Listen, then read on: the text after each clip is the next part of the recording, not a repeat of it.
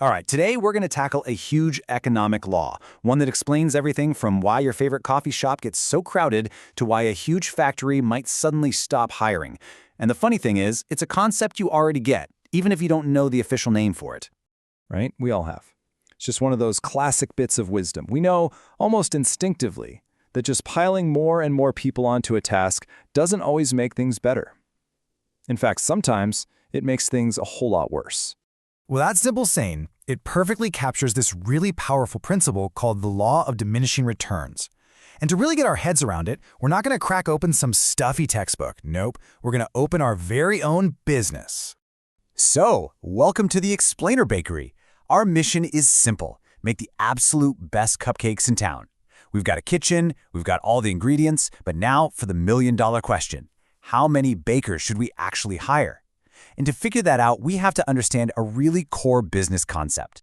It's called the production function. I know, it sounds super technical, but it's just a way of saying if you put this much stuff in, your flour, your ovens, your bakers, you'll get that many cupcakes out. It's basically the recipe for our entire business.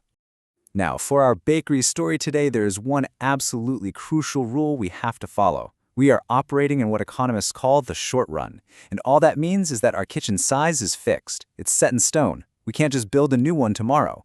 The only thing we can change is the number of bakers we hire. Okay, grand opening. We put up that help wanted sign, and we hire our first baker. Then we hire a second, and you know what? Let's hire a third. In these early days, things are, well, they're amazing. So let's look at exactly how we measure this incredible success. First up, you've got total product. This one's super easy. It's just the grand total of cupcakes coming out of those ovens. Obviously, our goal is to get this number as high as we possibly can. Then there's average product. This tells us, on average, how productive each person on our team is. Are we a team of all-stars or are we kind of slacking? This is the metric that gives us our team's average efficiency. And now, for the big one. This is probably the most important metric for making decisions: marginal product. See, this isn't about the team average. This is all about the new hire. How many extra cupcakes did we get simply because we hired that one additional person? Okay, so let's check out the data. This graph right here tells the whole story of our bakery. I want you to focus on that bottom section, specifically the curve labeled MP, for marginal product. In stage I, as we hire our first few bakers, just look at that curve. It's rising and fast. That means our second baker added more cupcakes than the first one, and the third baker added even more than the second. Every new person we hire is a total superstar. So why is this happening? Well, it comes down to two big reasons. First, we're finally making full use of our awesome big kitchen. With only one baker, most of our ovens and counters were just gathering dust. And second, we can create an assembly line. Division of labor is a game changer. One person can mix the batter, another can frost. Everyone gets amazing at their one specific job, and our overall output just explodes. Man, stage I feels like a dream, right? But as we keep hiring, the whole vibe in the kitchen, it starts to change. Don't get me wrong, we're still making more cupcakes, but that explosive growth we saw at the beginning, it's just not there anymore.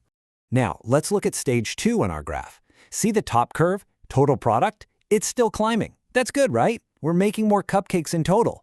But look down below at our marginal product curve. It's peaked, and now it's headed down. And this is so important. Our new bakers are still helping, but each one is adding fewer extra cupcakes than the person we hired right before them. This, right here, is the law of diminishing returns kicking in. Think about it like your grades in school. Let's say your average is a solid B. If you get an A on your next test, what happens? Your overall average goes up, right? It's the same in our bakery. As long as the new baker's personal contribution, their marginal product, is higher than the team's average, they pull the whole team's average up with them. And this graph shows that relationship perfectly. You can literally see the MP curve yanking the AP curve up with it. But then look at that moment where they cross. That's the point where our new hire is no longer a superstar. They're just average. And from that point on, the MP curve starts dragging the team's average back down. So what's with the slowdown? Well, we've basically hit the limits of our fixed kitchen. We've gone past that perfect ideal ratio of bakers to ovens. Now there's a line to use the big mixer. And you simply can't just throw another person at the problem and expect it to work like adding another oven. They're not perfect substitutes. So we've gone from being a dream team to a crowded kitchen. But what happens if we just ignore all the warning signs and keep hiring more and more and more bakers? Well, we enter a stage that economists have a very special and very blunt name for.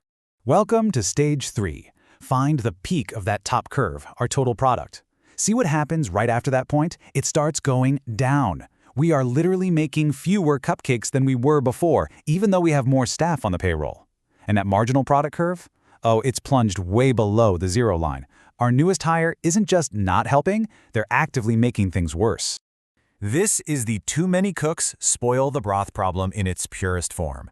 People are bumping elbows, getting in each other's way. There aren't enough whisks and bowls to go around. It becomes an absolute nightmare to manage, and productivity just completely tanks. In fact, the source material we're drawing from calls this stage exactly what it is: economic absurdity or economic nonsense. And really, that's the perfect description. No rational person would ever choose to operate their business here. So, now that we've seen this whole journey, from the incredible highs of the dream team to the absolute chaos of Stage 3, where should a smart bakery owner actually run their business? Let's figure it out. Okay, so what's the logical choice here? Well, let's just use the process of elimination. Stage 3 is obviously out. You're never going to pay someone to lower your total output. That's just crazy. And you wouldn't stop in Stage 1 either, would you? Because every single new person you hire is still pulling the whole team's average up. You'd be leaving money on the table. So that just leaves one logical place to be: Stage 2. Your total output is still rising, and you're getting the most out of that kitchen you have. That is the sweet spot. Now, it's really important to remember that everything we've talked about so far, our entire bakery story, was all about a short-run problem. But it's helpful to see how that fits into the bigger picture. So what we just explored is called returns to a factor.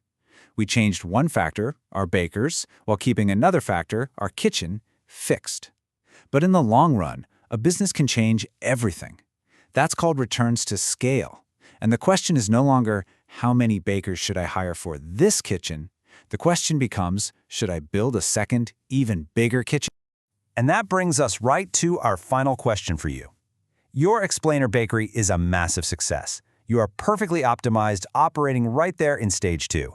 But you've hit a wall. You can't hire a single other person without making things worse. The law of diminishing returns has shown you the absolute limit of your current kitchen.